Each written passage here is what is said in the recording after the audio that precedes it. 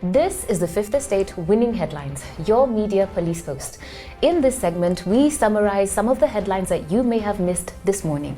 We also take a look at the political pieces that we call cartoons in this country. Today is the 7th of April 2021, and I am Miss K. I'm Tom. And I am JM. In case you missed the headlines this morning, here they are. Revealed in the Daily Nation, revealed IMF conditions. In the Standard, is this Raila's new alliance? And in the Star, how public debt has ballooned in RUTO era. Now, today we will continue discussing and even debunking the myths about deficit, about debt.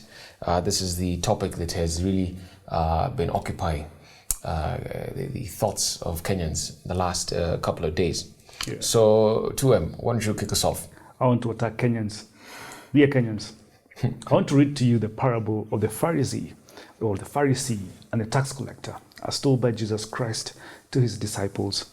Two men went up to the temple to pray, one a Pharisee and the other one a tax collector. The Pharisee prayed and said, God, I thank you that I'm not like the other men, thieves, evildoers, adulterers, or like this tax collector. I fast twice a week and give a tenth of all I get. The tax collector stood at a distance, ashamed. He would not even look up to heaven. He was downcast, but gathered the courage to pray to God and say, God, have mercy on me, a sinner. Jesus then turned to his disciples and said, the tax collector went home justified before God rather than the Pharisee. For all those who exalt themselves will be humbled, and those who humble themselves will be exalted. What's the lesson here? If you're a Kenyan that castigated government for taking the IMF loan, you are a Pharisee. And we say this because just like the government eats loans, you eat loans like a nonsense. Every single day, Kenyans borrow 1.3 billion shillings from Fuliza. Every single day. Every day, the Kenyan government borrows 2.5 billion shillings. Yeah. But the difference is when government borrows, you see ports, you see SGRs, you see roads, you see power plants. In totality, you see wealth. That's right. You see investment that will multiply wealth. When you Pharisee Kenyans go to Fuliza, you borrow 2,000 bob or 4K or 5K, and you borrow for stupid reasons like going to 1824 or to go to Naivasha with the boys or to go to the salon to get a second-hand weave. And yet you have the nerve to go and sign a petition to deny government a $2 billion loan. Let me tell you, you hand-to-mouth living creatures. Government spending accounts for 25% of GDP, meaning that for every 4 shillings spent in an economy, 1 shilling is spent by government. If government doesn't spend on anything or on goods and services in 1 year, a quarter of you Kenyans will go direct into poverty. Yeah, that's right. That's 12 million jobs going kaboom.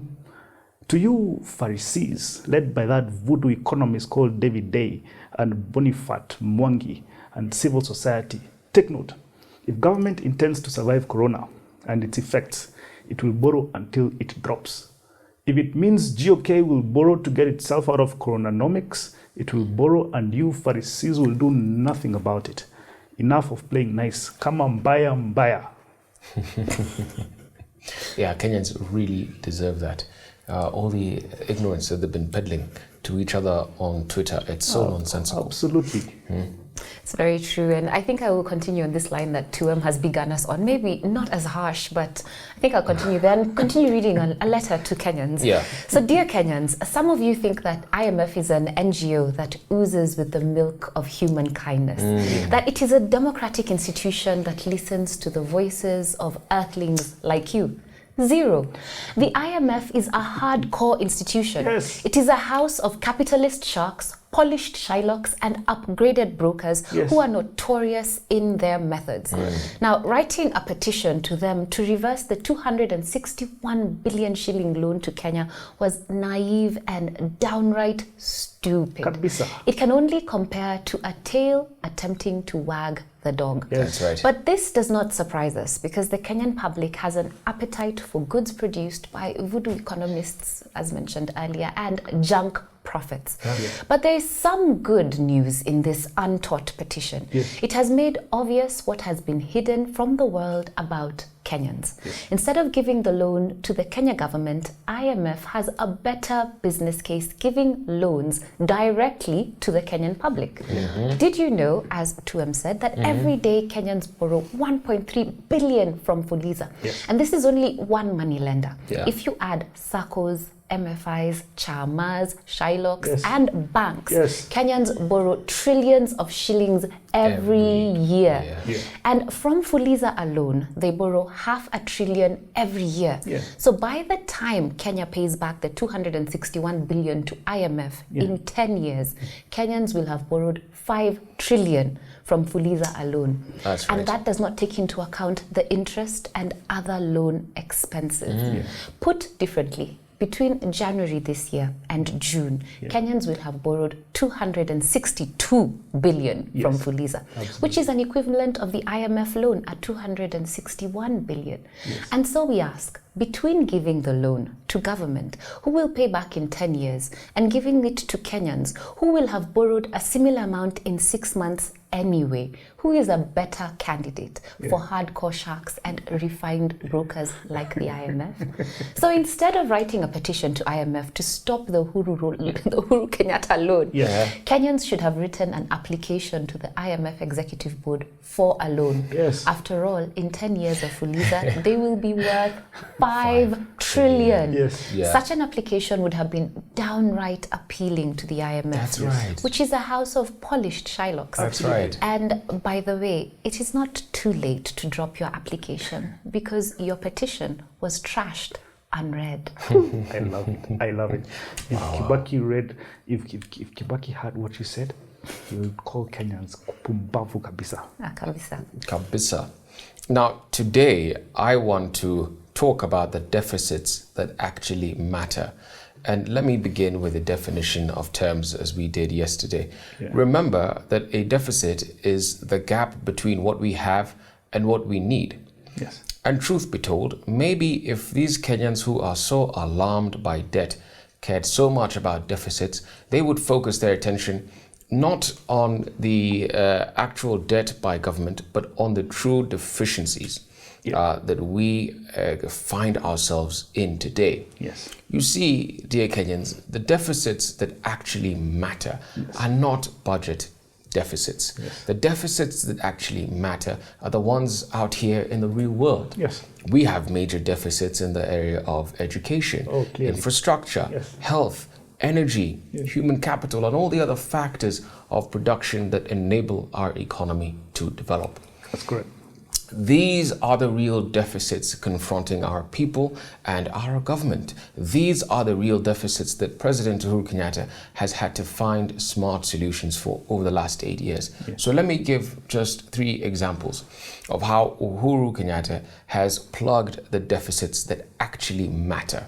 Number 1, the power deficit. When Uhuru took office in 2013, only 4.5 million households were connected to electricity.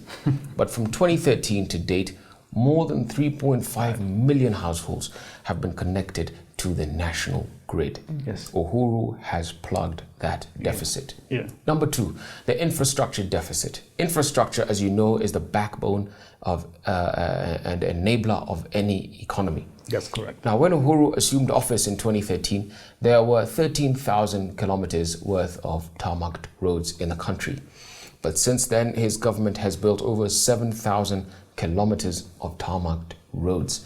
And ladies and gentlemen, that 7,000 kilometers is not a small matter. It is actually exceptional, because when he is finished, Uhuru will have done in just 10 years what it took the colonizers, Jomo Kenyatta, Daniel Moi, and Mwai Kibaki to do in 128 years.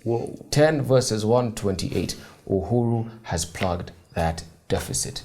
Number 3, the education deficit. I bet you did not know, Kenyans, that we have secured the place of pride in the continent of Africa as the home to the highest transition rate from primary to secondary education. Uhuru is plugging the deficit in human capital. So all around, our president continues to be concerned with the deficits that actually matter. And you know what? Future generations will thank him for it. So I challenge you, Kenyans, to see the bigger picture around debt.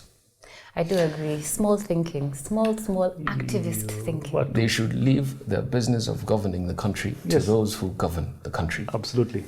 As Plato would tell us. Absolutely. Now, we have a 3-part criteria that we use to judge the headlines: topical or speculative, repetitive or groundbreaking, and thoughtful or just plain lazy. I think all of them today are just, haters. They're peddling ignorance. So we're going to toss them all. Completely. Fantastic. No cartoons. Excellent. And now, on to our final thought. But before we get there, please don't forget to subscribe to our YouTube channel. So what is our final thought? Now, our final thought, it is inspired by the assassination of Samuel Doe. This week we're looking at famous political assassinations and the effects that they had. So today, Samuel Doe. It is September 1990 and Liberia is going through a civil war. Samuel Doe, the president of Liberia, was in a corner of Monrovia, the capital city of Liberia, besieged by 2 rebel groups. One group was led by Charles Taylor. The other group was led by a man named Prince Johnson. President Doe has been safely hiding away in the presidential mansion. But on 9th September 1990, Samuel Doe decides to make an unplanned visit to the commander of the West African Peace Forces, ICOMOG, at their headquarters at the port.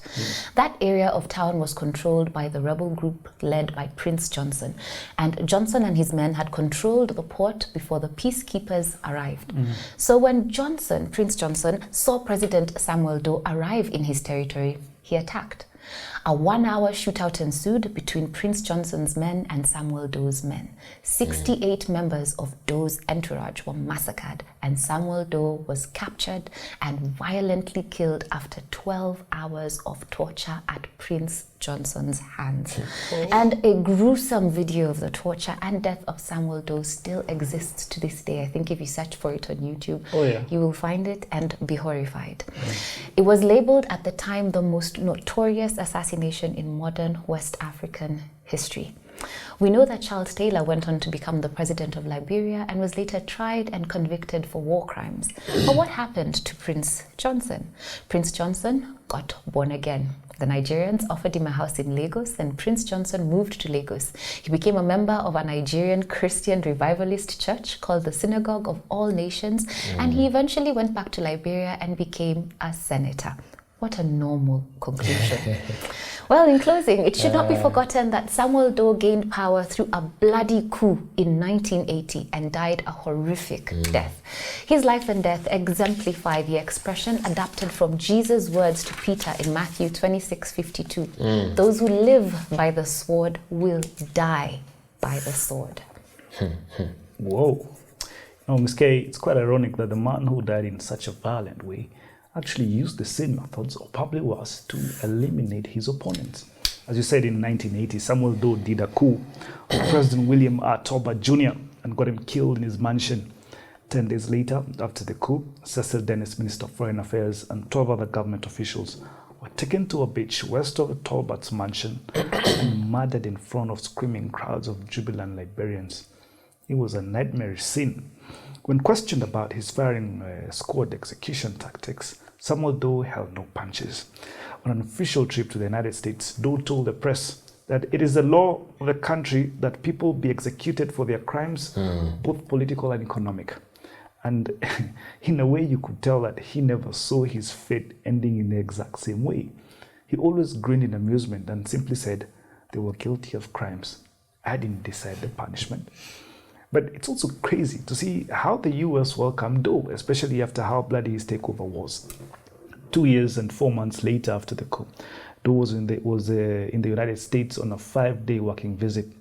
On a Tuesday morning during the visit, Secretary of State George Shultz, who died just the other day, paid a courtesy call on him at his Washington Hilton hotel suite. President Reagan lunched with him at noon, and Mayor Marion Barry gave him a key to the city of Washington, D.C. Doe was given the red carpet treatment by the Americans. Yes. The guy was just, 31 years? Yes. In another interview, Doe is asked by a journal about press freedom in Liberia. And right off the bat, he said, "We have more freedom of press than you have in the US. if someone writes something that I think is bad, I call him and I ask him and I warn him not to do it again. So far, nobody's written anything bad about me because I don't do anything bad. He says this while he's smiling. But then I just ask myself the question, who thought it was a great idea letting a 29-year-old have all this power? It's ironic that you say that he said that they did wrong things and therefore they had to be punished. Yet, a BBC interview, not an interview really, she was a journalist at the time, and she had gone to the port to interview the commander and happened to be there during that shootout.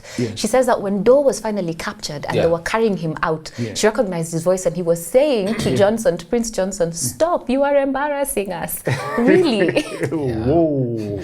How the mighty have fallen. How the mighty have fallen. Absolutely. But you guys, you've been a little bit too harsh on Samuel Doe. You know, you need to understand him in the context of Liberian history, and that's what I'll do. Now, Samuel Doe came from the Kran ethnic group, and they're found mostly in Liberia, but also in the Ivory Coast. And historically, and for all the years that Liberia was a self-governing country from around the year 1847, this and the other 16 indigenous ethnic groups who comprise about 95% of the population in Liberia had been disgraced and excluded from power. And that is why Samuel Doe's presidency was a big deal for indigenous Liberians, because up until President Tolbert, Liberia's 20th president, Liberia's presidents had all been Americos, what they called Americo, what they still call today Americo-Liberians. And these were the descendants of the freed slaves shipped over from the United States in the 19th century. And this is also why Samuel Doe exacted retribution with such extremity once he took power. He was venting pent-up anger and frustration built over a 120 history. Now, it wasn't right, but let me explain to you where he was coming from.